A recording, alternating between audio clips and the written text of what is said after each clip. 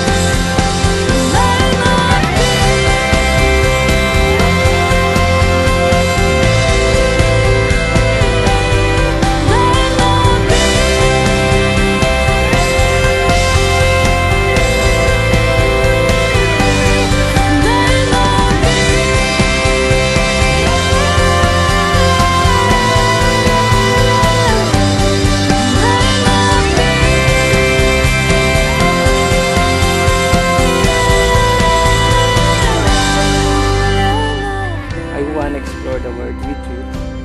May stranded man tayo, bagyo man yan o baha man yan, our journey won't stop there because whatever may come in our lives ay patuloy natin lalakbayin ang mundo na hawak kamay. You and me.